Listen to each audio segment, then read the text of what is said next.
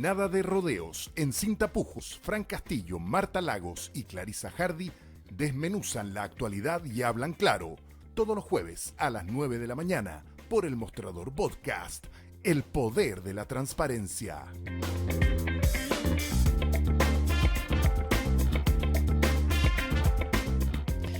Muy buenos días, ¿cómo están? 9 de la mañana con 9 minutos. Arrancamos el programa de este jueves 24 de abril. Saludar a todos y todas quienes se están conectando a nuestras transmisiones, como siempre, a través de nuestro canal de YouTube y todas nuestras plataformas y redes sociales. Dos cosas antes de partir. Primero, felicitar a mis compañeros Andrés Cárdenas, Claudio Pizarro, Héctor Cosio y también Iván Weissman, porque el día de ayer El Mostrador recibió el premio Periodismo de Excelencia 2024 de la Universidad Alberto Hurtado por su serie de reportajes sobre el caso Marcela Cubillos, Universidad San Sebastián, destacando investigaciones sobre las relaciones del poder entre política y establecimientos de educación superior, que desencadenó una serie de consecuencias político-electorales, como sabemos, en Las Condes. Así que dejo extendidas las felicitaciones para mis colegas por este importante premio y reconocimiento. Y lo segundo es contarles que este jueves no nos estará acompañando Marta Lagos, pero no se preocupen, porque para los fanáticos de Cristian Leporati los tenemos nuevamente una vez más esta semana junto a nosotros, así que pasamos inmediatamente a saludar al experto en marketing político y académico de la UDP. Cristian, ¿cómo estás? Muy buenos días, gracias nuevamente por conectarte con nosotros. No, gracias a ti, yo feliz de representar a Marta Lago. Bueno. Gran papel te toca. Y también ya vemos en pantalla a la ex ministra y académica de la Universidad de Valparaíso, Clarisa Hardy. ¿Cómo estás, Clarisa? Muy buenos días. Buenos días y muy contenta de estar acompañada por Cristiano hoy en vez de Marta Lago. lo vamos a pasar bien. Oye, tenemos hartos temas, como es de costumbre, sobre la mesa. Uno de los que marcó esta semana y que probablemente va a seguir marcando la agenda es este desorden evidente que se vio en Chile Vamos con la primaria que se instaló, luego la primaria que se bajó, la renuncia de Francisco Chaguán, que hasta ahora está renunciado a Renovación Nacional, y las descoordinaciones evidentes luego de que finalmente fuera la candidata Matei quien diera a conocer esta noticia de que se descartan las primarias para el sector. Anunció también a su jefe de campaña, el ex diputado Diego Paulsen. Curioso nombramiento, ahí lo podríamos entrar a analizar, Cristian, para partir contigo, ya que estás invitado este jueves, porque claro, es un hombre que no ha estado en la primera línea de la política en los últimos años. Él fue diputado, presidente de la Cámara, pero luego se retira para dedicarse a sus empresas. Ha estado siempre presente, pero ahora vuelve a esta primera línea como uno de los representantes, o el segundo más bien, de la campaña de Evelyn Matei. Gran rol para cumplir, dado el contexto y las condiciones y equivocaciones que ha tenido la candidata en las últimas semanas. Partamos con esa evaluación, ¿no?, de estos complejos días para Chile Vamos y lo que se viene por delante. ¿Cómo lo analizas, Cristian? Yo creo que, a ver, tanto Diego Paulsen como la Paula Daza son dos personas que vienen de un estrato socioeconómico, cultural, que no es necesariamente afín a la clase media. Hasta ahora, por lo menos en Chile, las elecciones se ganan por el medio y no por los costados, no por los extremos, a diferencia de Estados Unidos. Pero bueno, en ese contexto, claro, a mí me llama la atención un poco en la mirada más crítica, después vamos a ir a lo positivo, la mirada más crítica de que se escojan a dos personas que en el fondo sigue cometiendo la derecha el mismo error histórico de siempre, de no tener rostros que sepan empáticamente, con una mirada más de otredad, hablarle a una clase media, media-baja, que es importante en número, electoralmente hablando. No tienen ese nexo, siguen prefiriendo tener a alguien del mundo cultural de ellos, una mirada más vertical de la política y menos horizontal, menos comunitaria, menos de conjunto. Eso me llamó la atención en términos de elección. No hay un Mario Desbordes, por decirte algo, no hay un Carter, que representan otras sensibilidades sociales, culturales. Y eso me llamó la atención, punto uno. En lo positivo, creo que Paulsen es una persona joven, no tuvo tanto tiempo en el Congreso, creo que una persona no está tan contaminada por la política más tradicional, puede representar una mirada más juvenil dentro de la derecha, lo que no es poco. La derecha, al igual que algunos partidos de la izquierda, están dominadas por ciertos príncipes que ya superan por largueza las 5 décadas de vida, y eso los complica en términos generacionales. Creo que también es un acierto eso, y también entiendo que su vida política, como diputado y como presidente de la Cámara en su momento, fue una vida bastante más bien buscando el consenso más que la agresión o los extremos. Lo que es importante, dado el temperamento bastante bipolar que tiene a veces la candidata Matei, muy agresiva, muchas veces salen los guiones, como todos los políticos con mucha trayectoria creen más en ellos mismos que en los asesores, y eso es una ventaja tener una persona como Paulsen, porque probablemente le va a dar una mirada más blanda, más femenina, entre comillas, a un discurso muy duro que tiene reiteradamente la candidata Matei. Entonces yo creo que de ese lado es bueno. Y por último, también creo que es bueno como jefe de campaña, porque como una persona que tiende al consenso, en un Chile Vamos con bastantes discrepancias, y con tantas luchas de poder como en el Partido Socialista, es bueno eso, porque nuevamente también puede ser un ente que aúna las fuerzas frente a una performance que va a tener comunicacional la izquierda durante 2 meses libre con las primarias. Así Sí. que por eso lo creo interesante.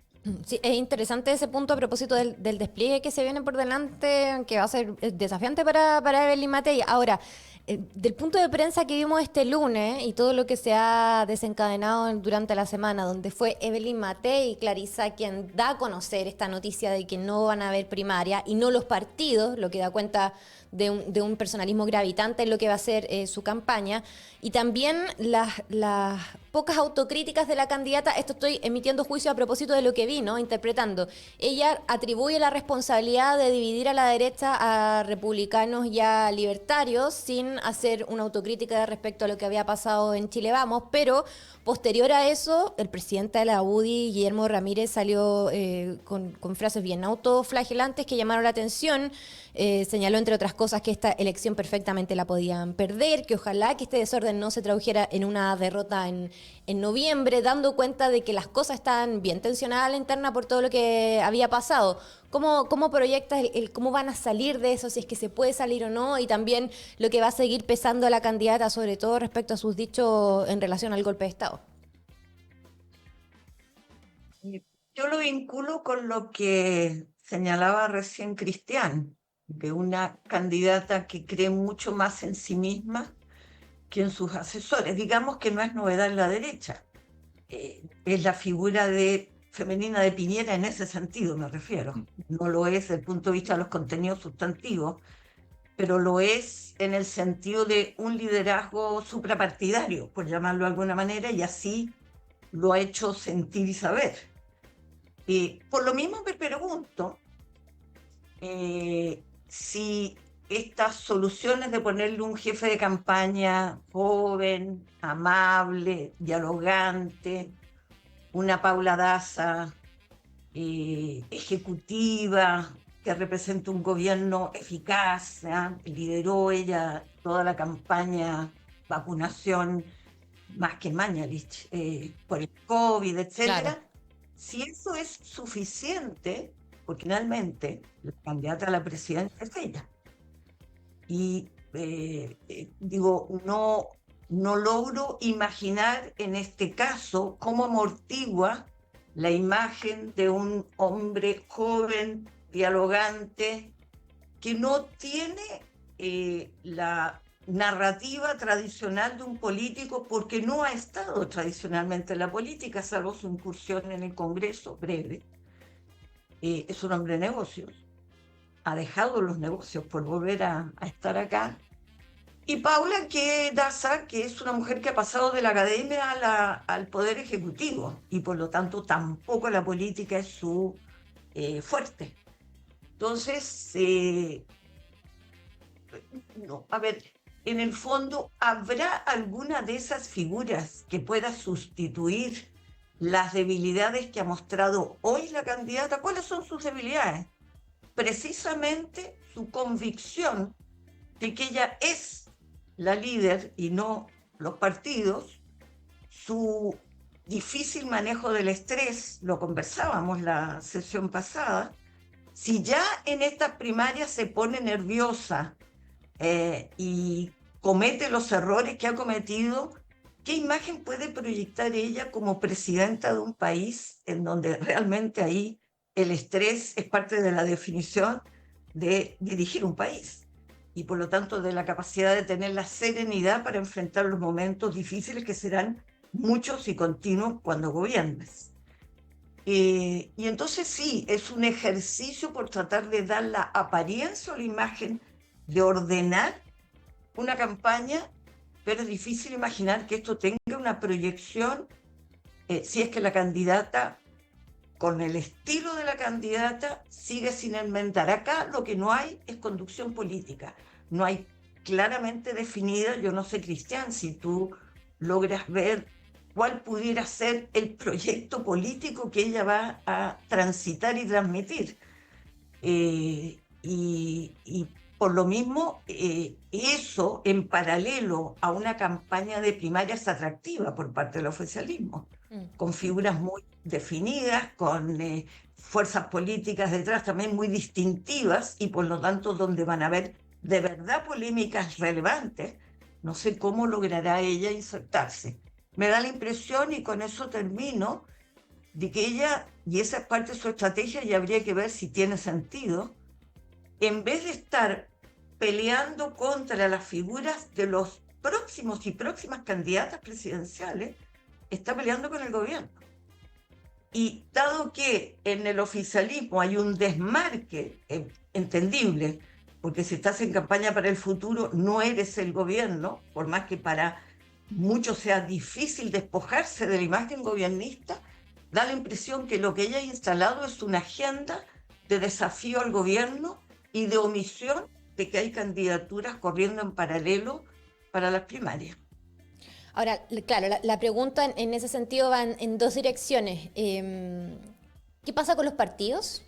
¿Qué está pasando con los partidos de Chile Vamos? ¿De qué manera van a recomponer su rol después del papelón de las primarias? Eso por un lado. Y lo segundo, estaba leyendo declaraciones de esta semana del senador Chaguán, quien por lo demás renunció a Renovación Nacional después de haber militado más de 30 años, ahora está viendo de qué manera se va a reintegrar, en fin, una serie de coletazos personales para él, pero él decía, vamos a tener 2 meses de invisibilidad. ¿Es tan así a tu juicio, Cristian? ¿Cómo lo ves en términos del despliegue estratégico que deberían tener ahora, de ahora en adelante, con, tal como decía Clarice, con una primaria en el oficialismo bien competitiva que se va a desplegar en términos más formales, ¿no? A partir de mayo. Clarisa hablaba de la pelea, de la rosca. A la Evelyn le gusta la pelea, está en su naturaleza, en su temperamento colérico, está eso. Y le nace, que le haga bien o no es otro tema. Y aquí tenemos por delante un par de meses, por lo menos, ¿cierto?, de primarias. Y ahí está la jugada estratégica y que hay que ver si el oficialismo es capaz de entender eso o no, que es lo siguiente. Matei va a atacar a todos los postulantes o candidatos del oficialismo en la primaria. Matei va a guardar silencio y va a preparar lo que decía Clarisa, un programa de gobierno efectivo de donde tomarse de algunas ideas, fuerzas relevantes para poder plantearla de cara a la opinión pública y a su electorado. ¿Qué va a hacer frente a las primarias Matei? Esa es una gran pregunta. Por el lado de la derecha o la centro derecha. Por el lado de la izquierda o centro izquierda, ¿cómo va a ser la conducta de los candidatos y candidatas de la izquierda? ¿Van a dedicarse a mostrar sus diferencias entre ellos? O que es una parte súper necesaria, obviamente, para posicionarse como candidatos. Claro. Y si a eso le van a sumar, un permanente coscorroneo, un permanente ataque a Matei. Va a irla un poco desgastando. O simplemente, también no es malo eso, usar la estrategia del silencio, la ley del hielo, tan conocida en el colegio, aplicar la ley del hielo y simplemente anularla como candidata, porque según lo que dicen las encuestas hasta hoy en día, todo esto cambia, claramente a la izquierda le conviene más competir con la extrema derecha que con la centro derecha. Entonces yo creo que ahí hay que hacer definiciones políticas, y más que políticas, electorales estratégicas. respecto de cómo enfrentar a esta candidata desde la izquierda y cómo también desde la derecha enfrentar a esta centroizquierda unida en una primaria con mucha más visibilidad, con más notas de prensa, con más cuñas y qué sé yo. Entonces, hay un desafío importante, yo creo, para ambos sectores. Esto no es regalado, no está ni regalado, ni mucho menos. Está completamente abierto. Ni siquiera tanto, yo diría, según la encuesta, está más o menos cargadito para un lado, está bastante más cargado para el lado derecho. Tenemos 8 millones de electores que no sabemos cómo votan, nuevos electores que votan choreados, votan enojados, no les gusta mucho la política. Ustedes subieron una encuesta hoy día en la mañana donde hablan un poco de eso, Sí. que solo un 26% está contento con la política, 26% está contento con la política. Y ese 8 millones de chilenos y chilenas son bastante complejos de poder abordar.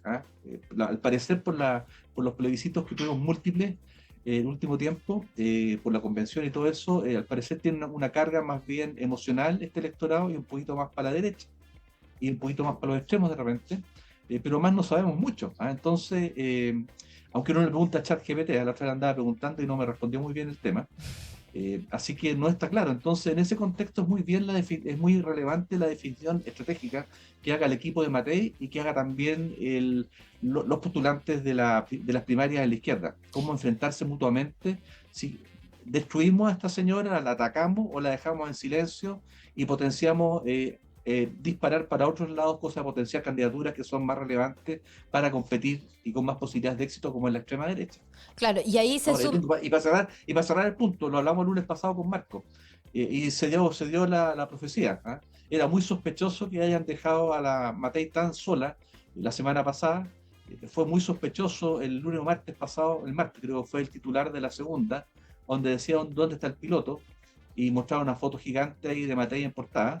En el fondo, al parecer, los influencers de la derecha de alguna forma están dejando caer a Matei. Y Matei está buscando el mejor camino posible, que era elegir a Daza y a Paulsen como rostro que lo vayan direccionando en este contexto que al parecer a la derecha no le está acomodando mucho más esta candidatura y quizás apuesten nuevamente, como lo hicieron en el pasado por José Antonio Caz.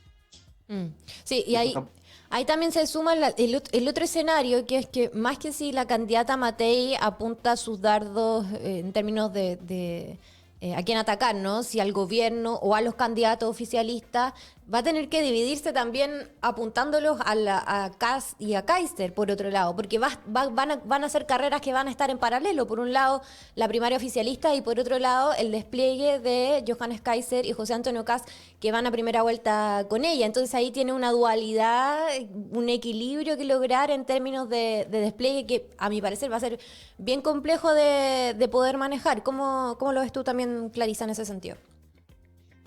No tengo mucha información u opinión adicional a la de la semana pasada, cuando señalé en aquel minuto que me parecía absolutamente incomprensible la búsqueda de una primaria trucha como la que querían, que era una primaria absolutamente no competitiva, con candidatos que habían declarado todos que iban a votar por Matei y que ahora se presentaban nada más que para dar la posibilidad de que hubiera una primaria. Es decir, esa primaria... Clarisa, un detalle, ¿sí? No sé si tú lo compartes conmigo, pero yo he estado en paneles con Carter y Carter no es liviano, es un competidor serio. Creo que era el único competidor. El único, sí. No me refería pero ella se negó sistemáticamente a estar con él hasta que no aparecen las figuras de la UDI, Renovación Nacional y Evópolis. Es decir, Carter nunca fue una carta que ella quiso ni Chile Vamos. Y efectivamente porque es competitivo. Es competitivo. Efectivamente él es competitivo. Pero además, no solo estaba ese fenómeno, sino y eso es lo que te quería reiterar, Fran, porque, y ahí hay un flanco, y tiene mucho que ver con lo que dijo Cristian, con lo que representa el mundo de Evelyn Matei hoy día, expresado en su comando de campaña, es que la tironearon de tal modo Kaiser y Kast para acá, que después de sus declaraciones lo que cabía decir es: muchas gracias, usted sobra. Porque para esa política nosotros somos los originales. Es decir, no tiene ningún sentido que usted represente lo que nosotros originalmente representamos. probablemente este viraje en la campaña de rostros, como los que señalas tú, Cristian, mucho más asociado a sectores más tradicionales de la derecha, es este regreso a su base tradicional, porque lamentablemente, y eso sí tiene que ver con la encuesta que apareció esta mañana publicada en El Mostrador, ellos sí son expresión de sectores medios, sectores de menores ingresos, frustrados, no por la política, por la democracia, eso es lo más grave. Sí. No es que tengan poca adhesión al Congreso y le crean poco los políticos. Es decir, no obstante que la democracia parece ser el espacio más valorado como estilo gobierno, esos segmentos han terminado de creer que están insatisfechos y han terminado por creer que la democracia finalmente no les soluciona la vida. Eso es lo más grave. De ese nicho se han apoderado Kast en su minuto y Kaiser mucho más radicalmente. A eso apuntó Evelyn Matei, precisamente. Y con eso abandonó, sin duda, un amplio segmento del país que, aun cuando puede manifestar decepción, no está en ese 30% de chilenos que está en ciertas ocasiones puede ser necesaria una dictadura, que es lo que dijo Evelyn Matei, o aquellos otros que dicen, para mí, para mi vida y mis condiciones y quién soy yo, a mí me da lo mismo cualquier régimen de gobierno. Es decir, he sido abandonada por la democracia, es la expresión. Ese 30% de ciudadanos es el nicho al que están apostando y tratando de ampliar sus bases la derecha más dura, y es probablemente hoy día la amenaza más importante que hay en el país, ya, porque Evelyn Matei terminó por efectos de tratar de ganar ese espacio en la derecha, empezó a inclinarse por y la pregunta que surgen los chilenos, bueno, si gobierna eventualmente Evelyn Matei, ¿lo va a hacer de esa lógica? ¿Va a ser incorporando adentro a la ultraderecha? Esa es la interrogante y el espacio que dejan. Y eso también explica que del lado de las primarias oficialistas se le dibuje un escenario en donde el gran reto es volver a reconquistar la credibilidad de que la democracia sí puede solucionar las condiciones de vida de la población y conectarse con aquellos sectores que se han sentido defraudados por el sistema político. Hemos visto yo creo que hace por lo menos 2 o casi 3 años atrás que hemos tenido estos paneles de conversación, como las diferentes encuestas, Latinobarómetro, la encuesta CEP también del año pasado, ahora lo que traemos en portada en El Mostrador, ha ido incrementando poco a poco, aumentando esta percepción de insatisfacción democrática de los chilenos. Ahora la pregunta es si es que eso se puede llegar a traducir materialmente en cuestiones como las que están pasando en Estados Unidos u otros países de Europa, y ahí los análisis son bien diversos, apelando por ejemplo a la moderación del electorado chileno y cómo eso podría traducirse o no en las elecciones de noviembre, donde vamos a tener por primera vez el voto voluntario en una presidencial y parlamentaria. Entonces, es complejo analizar ese punto, además que, claro, también abre la pregunta de qué va a pasar en una eventual primera vuelta si es que gana Matei, pero casi Kaiser obtiene una votación importante, si es que los va a sumar o no, en términos concretos a su gobierno y a su campaña, si es que les va a dar ministerio o no, qué espacios van a tener dentro de las vocerías. Son cuestiones determinantes que pueden ir en esa dirección también. No sé cómo lo ves tú, Cristian. A ver, lo interesante acá que en el fondo, a ver, yo tengo la intuición, yo creo que uno ya cuando es más viejo opera también mucho por menos racionalidad y más intuición. Y yo tengo la intuición de que por lo que uno ha ido hablando y lo ha ido viendo también en la noticia, y lo que uno también se habla dentro del gobierno y lo que se cuenta, tengo la intuición que la derecha está pensando un poco que Kast puede ser una buena opción como gobierno, un gobierno liderado por Kast, porque en el fondo también, más en las percepciones y en lo comunicacional, la mirada de Kaiser, que es más de extrema todavía que la de Kaiser, que la de Kast, perdón, hacen ver a José Antonio Kast como un candidato más de centro, ¿ah? Moderado. Más moderado, ¿ah? Viste Más que cosas moderado. más relativas todo esto. Sí, pues Depende de súper lo que relativo. pongas en los extremos, ¿no? Claro, exacto, te cambia la balanza, ¿ah? La balanza de las percepciones se alteran en la medida que tienes a alguien más extremo. Y en ese contexto, viendo que efectivamente, y lo hemos hablado muchas veces, que estando en cabecera de góndola por casi un año, Matei, en la mejor posición, no logra repuntar en la encuesta, se mantiene, decrece incluso, algo pasa ahí. O sea, claramente lo que decía antes Clarice, te pueden cambiar, te pueden poner un jefe de campaña, te puede poner una persona como Daza, que tuvo muy buena llegada a las personas de todas las clases socioeconómicas y políticas durante su vocería en el COVID del 2020. A pesar de todo eso, es complicada la situación de ella. Y por lo tanto, lo que le interesa normalmente al mundo empresarial, al mundo de los negocios, es el orden. ¿Ah? Y por lo tanto, la pregunta que se deben estar haciendo, estos grupos que finalmente son los que gobiernan, ¿ah? Gobiernan a través del lobby, gobiernan a través de distintas formas, indirectamente, deben estar pensando con quién nos conviene irnos. ¿Ah? Nosotros necesitamos certeza. Vienen años por delante mucho más complejos que este. Vamos a tener un Trump todavía mucho más encaminado. Vamos a tener Europa seguramente en guerra todavía. Ucrania con Rusia. Una China con el peso de la historia de miles de años de experiencia. En el mundo de los negocios, China viene de vuelta. Estados Unidos un niño de pecho al lado de ellos. Pero igual, ahí van a haber conflictos y eso va a irse en el tiempo acrecentando. ¿Qué pasó con Gaza y qué va a pasar con Gaza el año que viene? ¿Qué va a pasar con todo el conflicto en Medio Oriente? Entonces hay muchos flancos abiertos y todo eso va a hacer que, vamos a ver, y mejor ni hablemos del tema presupuestario en Chile, ¿ah? Que está tanto en las noticias ayer, todo el tema del presupuesto de la nación. Entonces tenemos un escenario muy complejo y en ese contexto los poderes de facto, entre comillas, deben estar pensando con quién jugarnos por el lado de la derecha.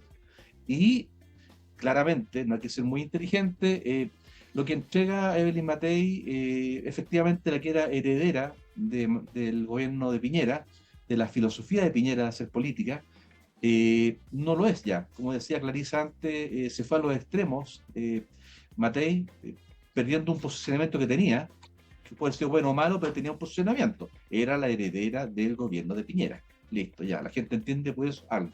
No, pues, se fue a atacar al extremo de la derecha para lograr un nicho ahí y se difuminó, perdió identidad, perdió Se posicionamiento y desperfiló. eso confunde. Claro, se desperfiló.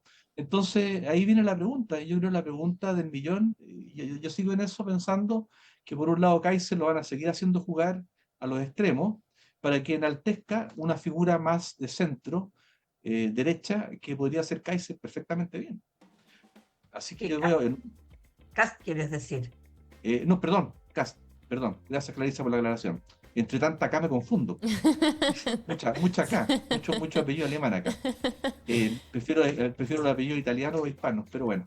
En el fondo pasa eso. ¿Ah? Entonces creo que ahí hay una oportunidad importante y yo intuyo que vamos a ir viendo a José Antonio Kast subiendo en la encuesta, Sí. lo vamos a ver más en los medios de comunicación, yo creo, presente. Y yo creo que a pesar de los dos rostros que se incluyeron ayer en el comando de Matei, yo sigo insistiendo que la dejaron caer. Yo tengo esa impresión.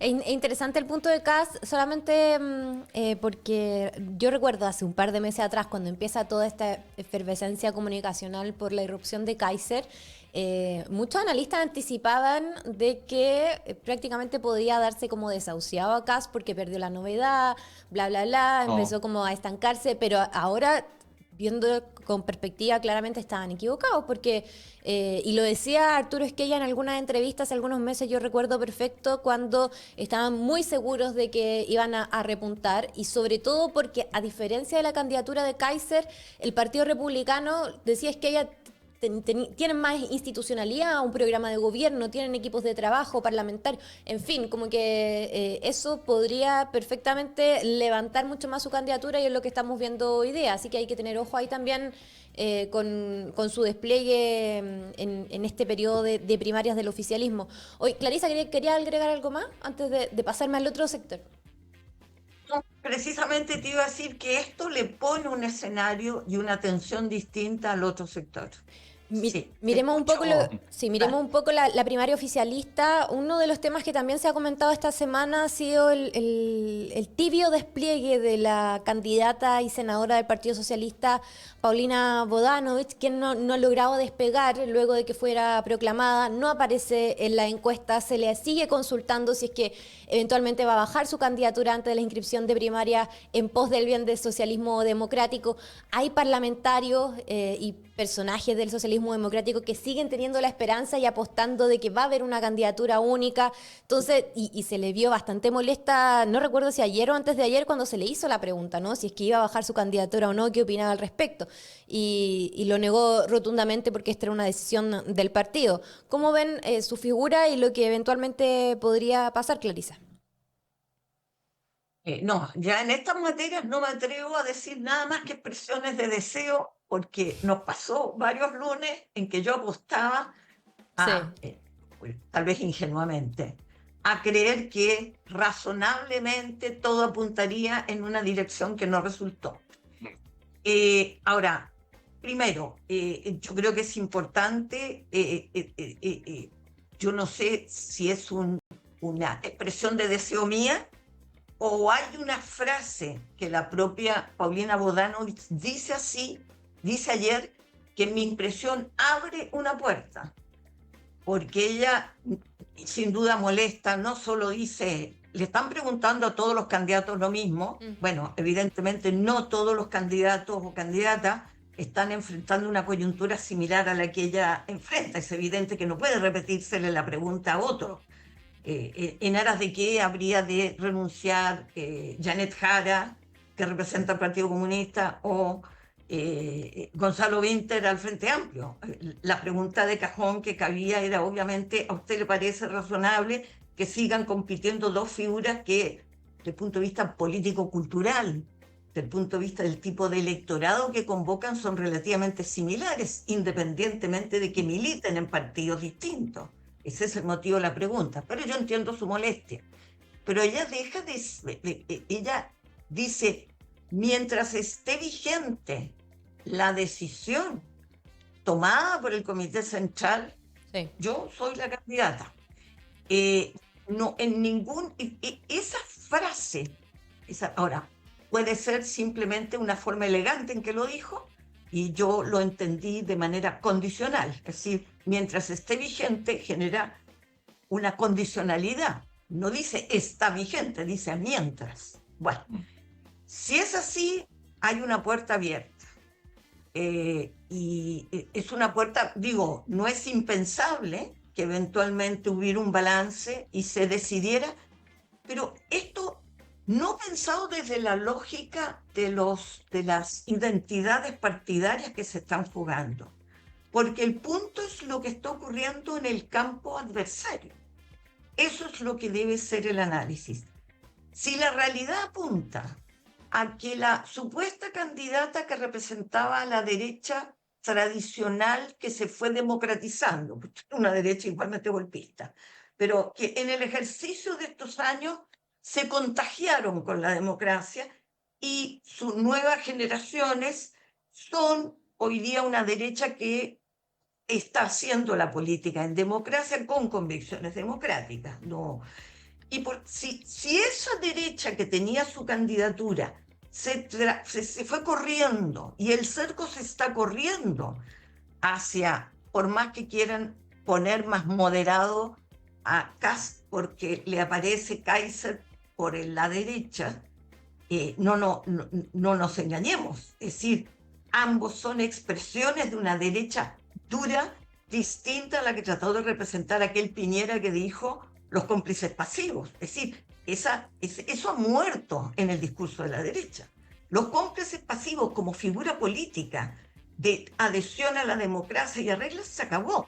Se acabó desde que Matei hizo esta declaración y el campo de la centro-derecha instaló el discurso que está instalando la ultraderecha en el mundo, que es los males de lo que ellos llaman el wokismo o lo woke, que es simplemente levantar el derecho de todos a tener una vida digna. Yo y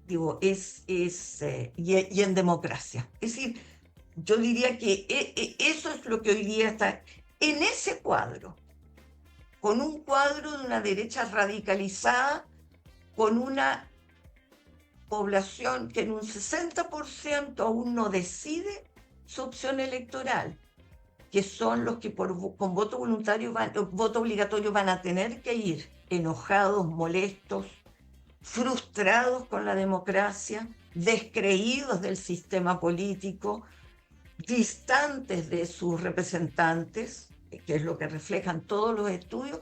Frente a ese cuadro, ¿cuál es la racionalidad política del mundo oficialista? Esa es la pregunta que hoy deben contestarse las candidaturas. Y por lo tanto, más allá de las legítimas banderas identitarias que representarán a los militantes puros y sinceros, lo que se está jugando acá no es la sobrevivencia de los partidos, de la marca de los partidos, es el gran debate y el desafío de fortalecer democracia y asegurar que no se pasen a cuestionar derechos conquistados.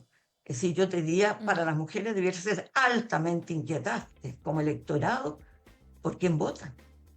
Es decir, lo que puede ocurrir en un gobierno de derecha es retroceder.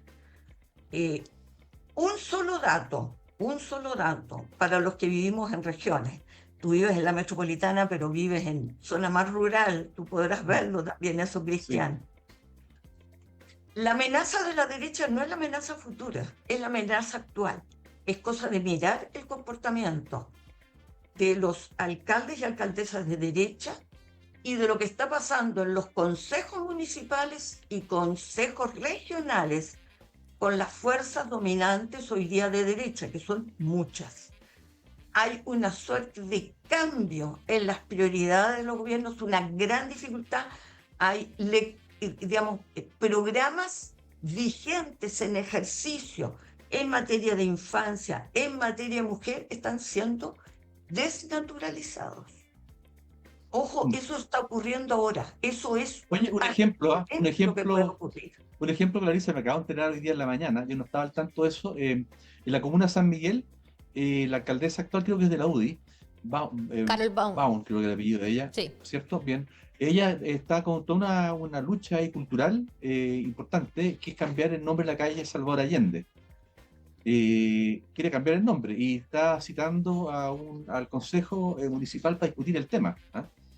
O sea, claramente está siguiendo el mismo lineamiento, la derecha no más tradicional, más de derecha, más extrema, están siguiendo los mismos lineamientos de las campañas de Trump, de Vox en España, de Milei. Esas disputas simbólicas bien desatada, sin vergüenza alguna, lo que no me parece malo. Siempre yo creo que la sinceridad es mejor que el ocultismo, porque uno ya sabe que enfrentarse. Pero es una realidad que es global, al menos en el mundo occidental.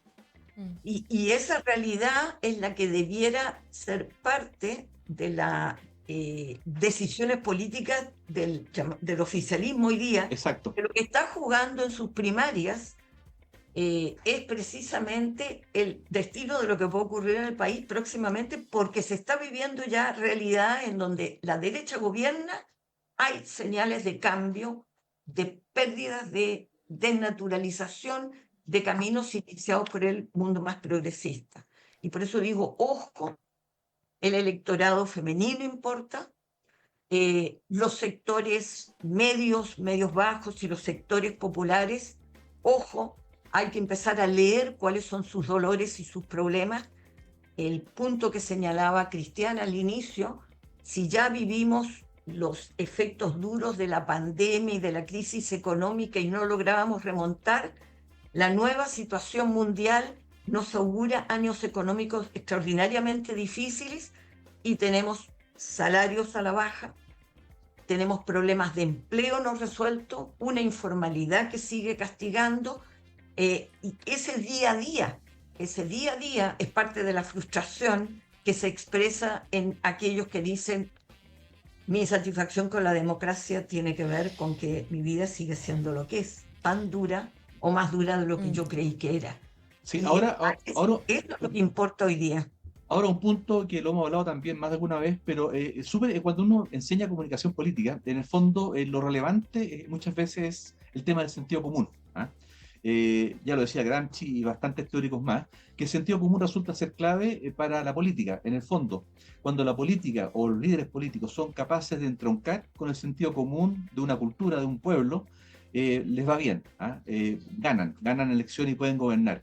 El punto es que el encuadre del sentido común lo está fijando con mucho más eficacia en los últimos años en la derecha, ¿ah? Y no la centroizquierda. O sea, la centroizquierda en Chile y en el mundo ha perdido el norte, no sabe cuál es un poco su encuadre, y en eso es mucho más eficaz, hay que decirlo, la derecha. Lo hace mucho mejor, ¿ah? Lo hace mucho mejor comunicacionalmente, Sí. saben elegir bien, saben escoger bien las problemáticas de las personas y eso lo saben abordar bien comunicacionalmente. Claro, después llegan al poder y tenemos a personas invitando a venezolanos desde Cúcuta y pasan todas esas cosas.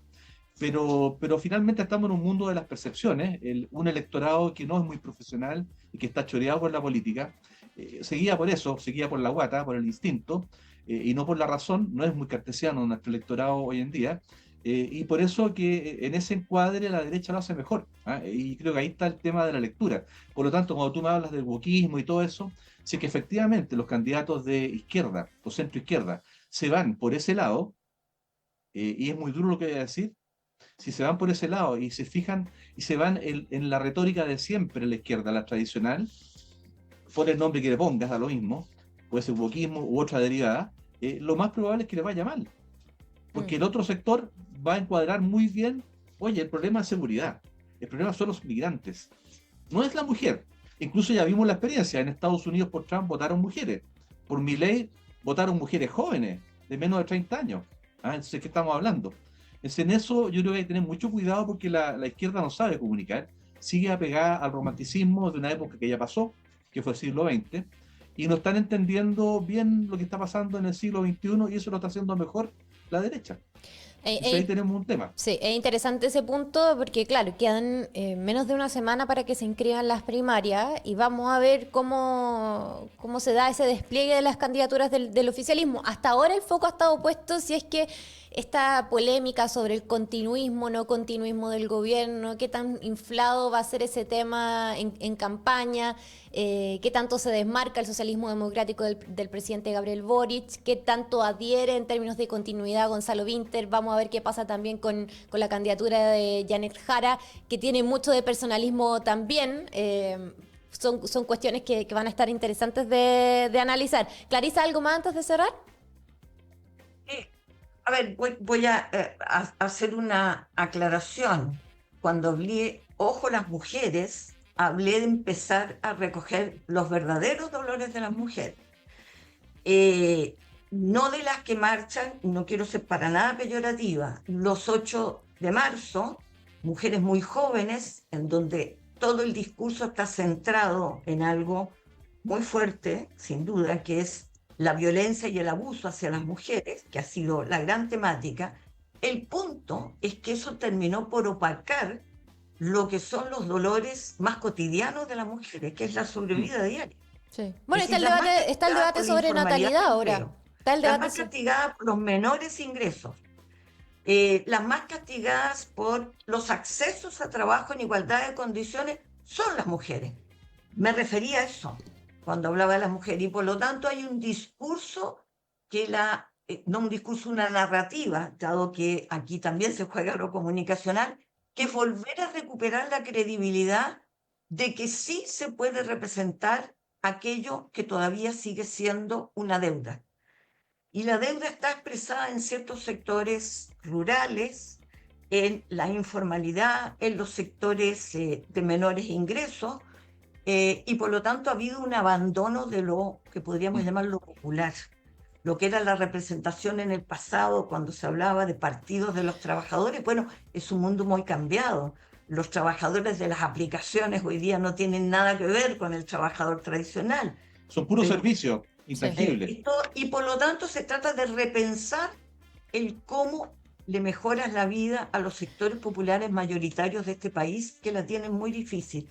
Eso que fue, como dices tú, propio de la izquierda, hoy día ha sido ganado de muy mala manera, narrativamente, solamente por la ultraderecha, pero los datos te demuestran en sus gobiernos que efectivamente siguen siendo los más castigados, Mm. porque los que están digitando quiénes son los candidatos son los grandes intereses económicos de este país, Mm. en la derecha.